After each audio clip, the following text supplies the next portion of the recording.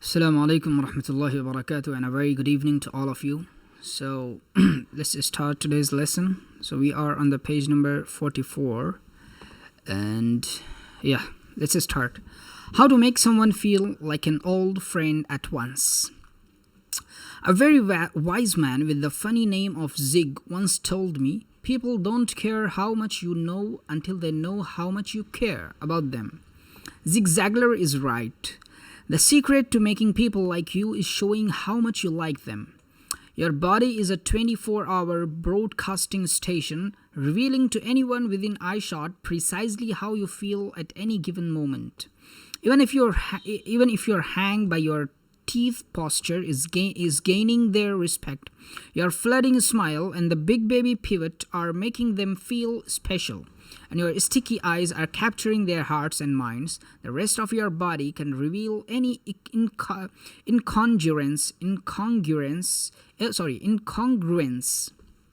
Okay, let's see this word. Where is that? Yes.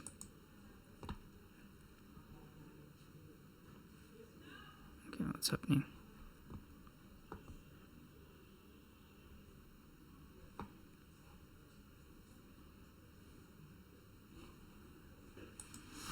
So this is congruence. Yes. So congruence means munasabat. Congruence. Okay. So where is that? Yes, the rest of your body can reveal any congruence. किसी तरह की मुनासबत बता पाती है या नहीं. Every inch from the crinkle of your forehead to the position of your feet must give a command performance if you want to effectively present an I care about you attitude. Unfortunately, when meeting someone, our brains are in overdrive. Remember Shakespeare's Julius Caesar? He said of Cassius, he has a lean and hungry look. He thinks too much. Such men are dangerous. So it is with our brain when conversing with a new acquaintance, our brains become lean. Some of us are fighting off shyness. Others are frantically sizing up the situation and hungry. We are deciding what, if anything, we want from this potential relationship. So we think too much instead of responding with candid, unself-conscious friendliness. Such actions are dangerous to impending friendship, love, or commerce. When our body are shooting off 10,000 bullets of stimuli every second, a few shots are apt to misfire and reveal shyness or hidden hostility. We need a technique to ensure every shot aims right at the heart of our subject. We need to trick our bodies into reacting perfectly. To find it, let's explore the only time we don't need to worry about any shyness or negativity slipping out through our body language. It's when we feel none. That happens when we are chatting with close friends, when we see someone we love or feel completely comfortable with. We respond warmly from head to toe without a thought.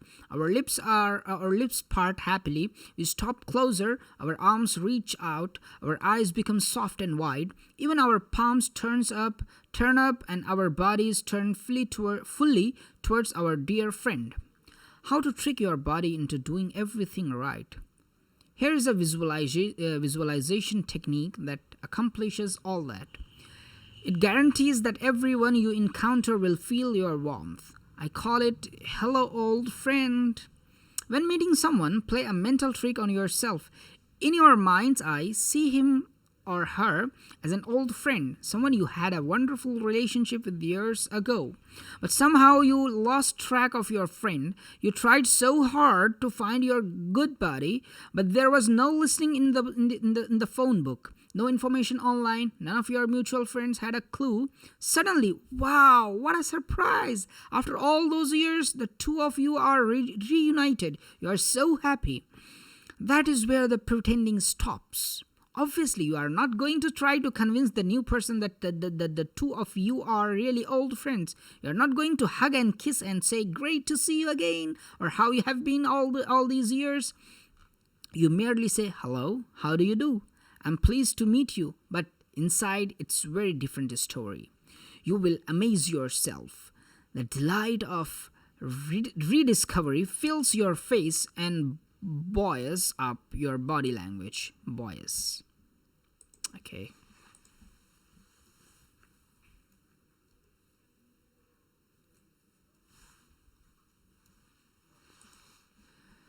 उठाए रखना. What is this? Boy. Buoys up. Buoys up your body language. तुम्हारी body language को उठाए रखता है, यानी एक सतह पर बरकरार रखता है. I sometimes jokingly say, if you were a light, you would beam on the other person. If you were a dog, you would be wagging your tail. You make this new person feel very special indeed. Technique number 6. Hello, old friend. When meeting someone, imagine he or she is an old friend, an old customer, or an old beloved, or someone else you had great affection for. How sad. The vicissitude. What is that? The vicissitude of life. Okay, let's see this word.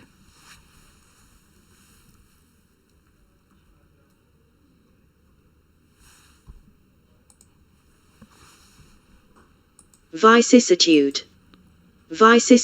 So this is vicissitude.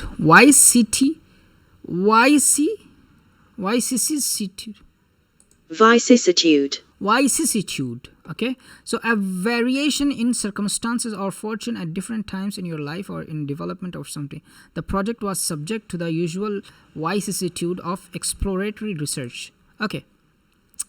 So the vicissitude of life tore you to asunder. So what is asunder?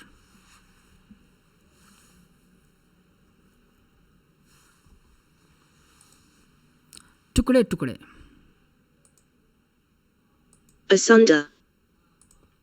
Asunder. But holy mackerel, now the party, the meeting, the convention has reunited you with your long-lost old friend. The joyful experience starts a remarkable chain reaction in your body, from the subconscious softening of your eyebrows to the positioning of your toes and everything between. In my seminars, I first have people introduce themselves to another participant before they have learned the hello old friend technique. The group chats as though at pleasant semi-formal gathering. Later, I ask them to introduce themselves to another stranger, imagining they are old friends. The difference is extraordinary. When they are using hello old friend, the room comes alive. The atmosphere is charged with good feelings. The air sparkles with happier, high-energy people. They are standing close, laughing more sincerely, and reaching out to one another. I feel like I'm attending a terrific bash that's been going for hours. Not a word need be spoken. The hello old friend technique even supersedes language. And when you are traveling in countries where you don't speak the native tongue, be sure to use it. If you find yourself with a group of people who are all speaking a language unknown to you, just imagine them to be a group of your old friends. Everything is fine except they momentarily forgot how to speak English. In spite of the fact you won't understand a word, your whole body still responds with congeniality and acceptance. Congeniality. So what is this?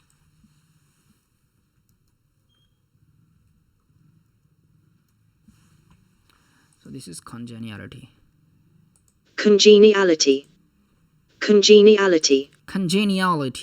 Okay, so I have used the hello old friend technique while traveling in Europe. Sometimes my English-speaking friends who live there tell me their European colleagues say I am the friendliest American they have ever met. Yet we had never spoken a word between us. Okay, so a self-fulfilling prophecy. An added benefit to the hello old friend technique is it becomes a self-fulfilling prophecy. When you act as though you like someone, you start to really like them. An Adelphi University study called, appropriately, Believing Another Likes or Dislikes You, Behaviors Making the Beliefs Come True, proved it. As researchers told volunteers to treat unsuspecting subjects as though they liked them. When surveyed later, the results showed the volunteers wound up genuinely liking the subjects. The unsuspecting subjects were also surveyed. These respondents expressed much higher respect and affection for the volunteers who pretended they liked them. What it boils down to is love begets love, like begets like, respect begets respect. Use the hello old friend technique and you will soon have many new old friends who wind up genuinely liking you. You now have all the basics to come across to everyone you meet as a friendly somebody, but your job isn't over yet. In addition to being liked, you want to appear credible, intelligent, and sure of yourself. Each of the next 3 techniques accomplishes one of those goals. 7. How to come across as 100% credible to everyone. My friend Helen is a highly respected headhunter. She makes terrific hires for her clients, and I once asked her the secret of her success. Helen replied, probably because I can almost always tell when an applicant is lying. How can you tell? She said. Well, just last week I was interviewing a young woman for a position as marketing director for a small firm. Throughout the interview, the applicant had been sitting with her left leg crossed over her right. Her hands were comfortably resting in her lap, and she was looking directly at me. I asked her salary. Without swerving her eyes from 9, she told me. Swerve. Okay, what is swerve?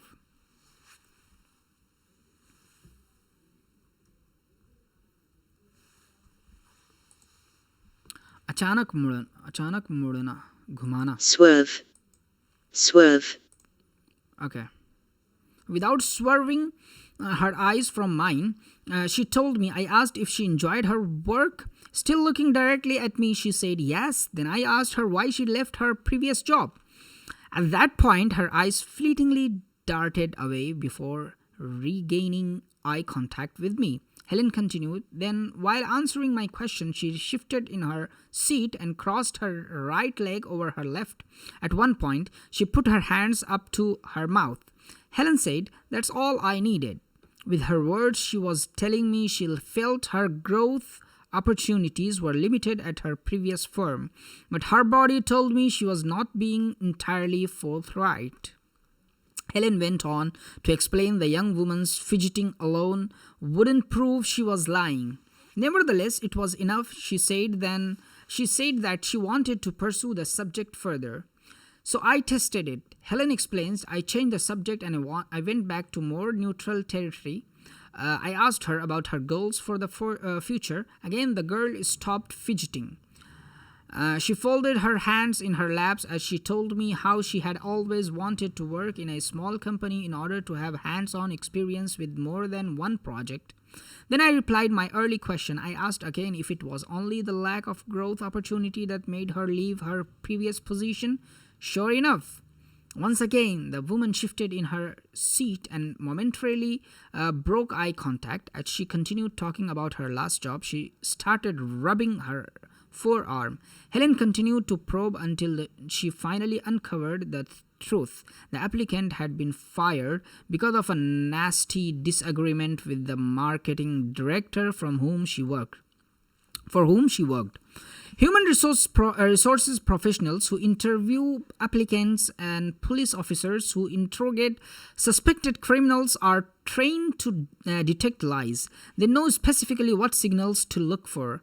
The rest of us, although not knowledgeable about specific clues to deceit, have a sixth sense when someone is not telling us the truth. Just recently, a colleague of mine was considering hiring an in-house booking agent. After interviewing one fellow, she said to me, I don't really think he has the success he claims. You think he is lying to you? I asked. Absolutely. And the funny thing, I can't tell why.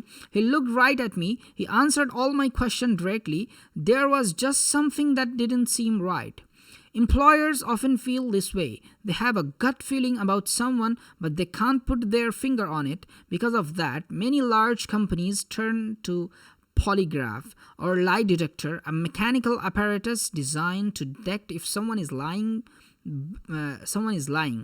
Banks, drugstores, and grocery stores rely heavily on it for pre-employment screening. The FBI, Justice Department, and the most police department have used the polygraph on suspects. Interestingly, the polygraph is not a lie detector at all. All the machines can do is detect fluctuations in our autonomic nervous system, changes in breathing patterns, sweating, flushing, heart rate, blood pressure, and other signs of emotional arousal. So, is it accurate? Well, yes, often it is. Why? Because when the average person tells a lie, he or she is emotionally aroused and bodily changes do take place. When that happens, the individual might fidget. Experienced or trained liars, however, can fool the polygraph.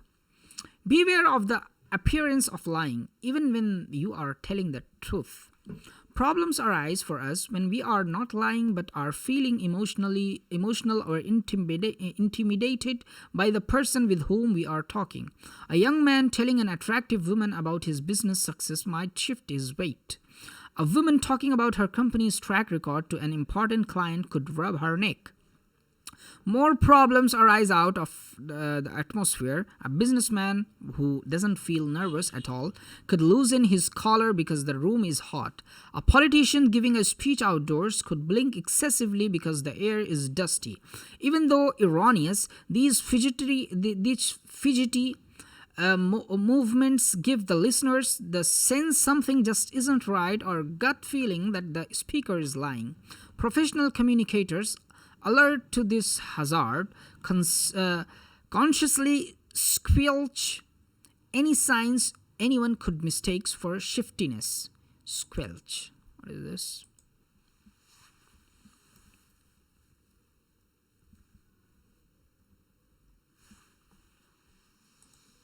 कुचल देना. Squelch. Consciously squelch any signs anyone could mistake for shiftiness. They fix a constant gaze on the listener. They never put their hands on their faces. They don't massage their arm when it tingles or rub their nose when it itches. They don't loosen their collar when it is hot or blink because it's sandy. They don't wipe away tiny perspiration beads in public or shield their eyes from the sun. They suffer because they know fidgeting undermines credibility. Consider the infamous September 25, 1960 televised presidential debate between Richard Milhous Nixon and John Fitzgerald Kennedy. Politicians, pundits speculate Nixon's lack of makeup, his fidgeting and mopping his brow on camera lost him the election. If you want to come across as an entirely credible somebody, try to squelch all the extraneous movement when your communication counts. I call the technique limit the fidget. Fidget? This word has come already.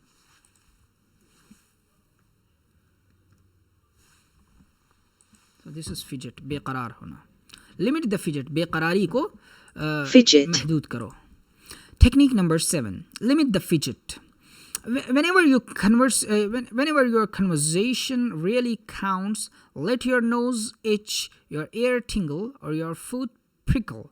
Do not fidget, twitch, wiggle, squirm, or scratch, and above all, keep your paws away from your pus. Hand motions near your face and all fidgeting can give your listeners the gut feelings you are fibbing. Now, let's tackle intelligence. What? You asked. Can people come across as more intelligent than they really are? Well, did you ever hear of Hans, the counting horse? Hans was considered the most intelligent horse in history, and he used the technique I am about to suggest. Okay, how to read people like you have ESP. Hans, a very clever horse, inspires this next technique. Hans was owned by Herr von Osten, A Berliner who had trained Hans to do simple arithmetic by tapping his right front hoof. So prodigious was Hans' ability that the horse fame quickly spread throughout Europe in the early 90s. He became known as Clever Hans, the counting horse. Hermann Austin taught Hans to do more than just add. Soon the horse could subtract and divide. In time, Clever Hans even mastered the multiplication tables. The horse became quite a phenomenon. Without his owner uttering a single word, Hans could count out the size of his audience, tap the number wearing glasses, or respond to any counting question they asked him. Finally, Hans achieved the ultimate ability that separates man from animal, language. Hans learned the alphabets. By tapping out hoofbeats for each letter, he answered any question about anything humans had read in a newspaper or heard on the radio. He could even answer common questions about history, geography, and human biology. Hans made headlines and was the main topic of discussion at dinner parties throughout Europe. The human horse quickly attracted the attention of scientists, psychology professors, veterinarians, even cavalry officers. Naturally, they were skeptical, so they established an official commission to decide whether the horse was a case of clever trickery or equine genius. Equine. What is equine?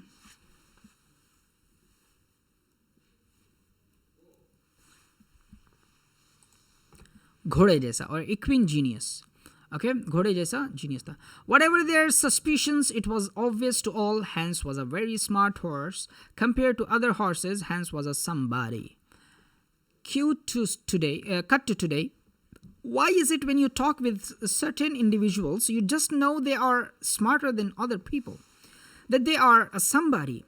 Often they are not discussing highfalutin subjects or using $2 words. Nevertheless, everybody knows. People say she is as smart as a whip. He doesn't miss a trick. She picks up on everything. He has got the right stuff. She has got horse sense, which brings us back to Hans. The day of the big test arrived. Everyone was convinced it must be a trick orchestrated by Hermann Austin. Hans' honor, it was a standing room only in the auditorium filled with scientists, reporters, clairvoyants, psychics, and horse lovers who eagerly waited the answer. The Canny Commission members were confident this way. The day they would expose Hans as chicanery because they too had a trick up their sleeves. They were going to bar one Austin from the hall and put his horse to the test all alone.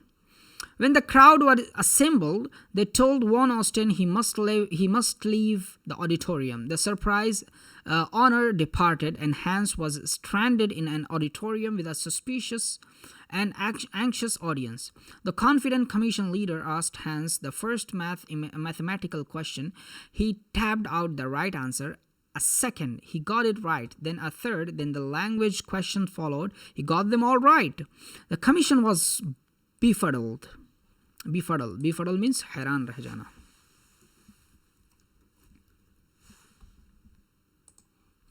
तज़ब्ज़ुब में डाल देना, ठीक है, मदहोश कर देना, ठीक है, befuddled, वो हैरान रह गए. The critics were silenced. However, the public wasn't.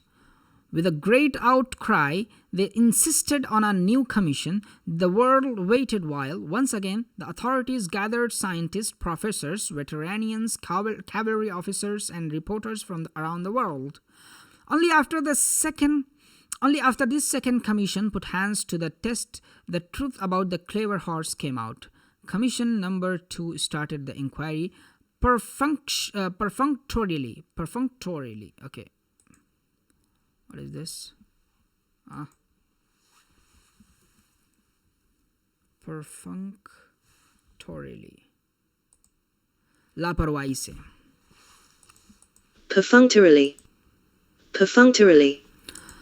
So perfunctorily, with a simple addition problem. This time, however, instead of asking the question out loud for all to hear, one researcher whispered a number in Hans' ear and a second researcher whispered another. Everyone expected Hans to quickly tap out the sum, but Hans remained dumb. Aha! The researchers revealed the truth to the waiting world. Can you guess what was that? Here's a hint. When the audience or researchers knew the answer, Hans did too. Now can you guess? People gave off very subtle body language signals the moment Hans' hoof gave the right number of taps. When Hans started tapping the answer to a question, the audience would show subtle signs of tension. Then, when Hans reached the right number, they responded by an expulsion of breath or slight relaxation of muscles. Von Austen had trained Hans to stop tapping at that point and therefore appear to give the right answer. Hans was using the technique I call Hans's horse sense. He watched his audience reaction very carefully and planned his responses accordingly. If a horse can do it, so can you. Have you ever been watching TV when the phone rings? Someone asks you to hit the mute button on the television so they can talk because there is no sound now. You watch the TV action more carefully. You see performers smiling, scowling, smirking, squinting, and scores of other expressions. You don't miss a bit of the story because just from their expressions, you can tell what they are thinking. Hans' horse sense is just that, watching people, seeing how they are reacting, and then making your moves accordingly. Even while you are talking, keep your eyes on your listeners and watch how they are responding to what you are saying. Don't miss a trick. Are they smiling? Are they nodding? Are their palms up? They like what they are hearing. Are they frowning? Are they looking away? Are their knuckles clenched? Maybe they don't. Are they rubbing their necks? Are they stepping back? Are their feet pointed toward the door? Maybe they want to get away. You don't need a complete course in body language here. Already your life experience has given you a good grounding in that. Most people know if their conversation partners step back or look away, they are not interested in what you are saying. When they think you are a pain in the neck, they rub theirs. When they feel superior to you, they steep their hands. Well, explore more body language specifics in Technique 77, Eyeball Selling. For the moment, all you need to do is turn to the silent channel being broadcast by the speaker. Technique number 8. Hans's horse sense. Make it a habit to get on a dual track while talking. Express yourself, but keep a keen eye on how your listener is reacting to what you are saying. Then plan your moves accordingly. If a horse can do, so can a human. People will say you pick up on everything. You never miss a trick. You have got horse sense. You now have 8 techniques to help you come across as a confident, credible, and charismatic person who makes everyone he or she comes in contact with feels like a million. Let's explore one last technique in this section. To put it all together and make sure you don't miss a beat. Okay, so this is enough for today, inshallah. Jazakumullah khair, and thank you for listening to me patiently, and see you tomorrow. Until then, be happy. Assalamu alaikum wa rahmatullahi wa barakatuh. And please share with your friends, please. Yes, and please subscribe the channel and press the bell icon so that you don't miss whenever we go live and whenever we do premiere, so you don't miss that. Thank you. Jazakallah khair. Assalamu alaikum wa rahmatullahi wa barakatuh.